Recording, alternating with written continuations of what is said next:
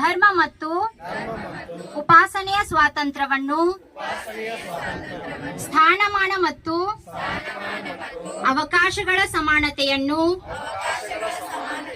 ದೊರೆಯುವಂತೆ ಮಾಡುವುದಕ್ಕಾಗಿ ವ್ಯಕ್ತಿ ಗೌರವ, ದೇಶದ ಏಕತೆ ಮತ್ತು ಸಮಗ್ರತೆಗಾಗಿ ಎಲ್ಲರಲ್ಲಿ ಭಾತೃತ್ವ ಭಾವನೆ. ಹಲವಾರು ವಿಚಾರಗಳು ಬಂದು ಹೋಗ್ತವ. ನಿನ್ನೆ ಮೊನ್ನೆ ವಿಚಾರ, ಬೆಳಗ್ಗೆ ಇವತ್ತು ಕಾಲೇಜಿಗೆ ಬರತಕ್ಕಂಥ ವಿಚಾರ ಎಲ್ಲವೂ ಬಂದು ಹೋಗ್ತಾವ. ಆ ಎಲ್ಲ ವಿಚಾರಗಳು ಬಂದು ಹೋಗ್ಲಿ, ಡಿಲೀಟ್ ಆಗಲಿ ಒಂದ್ಸಾರಿ.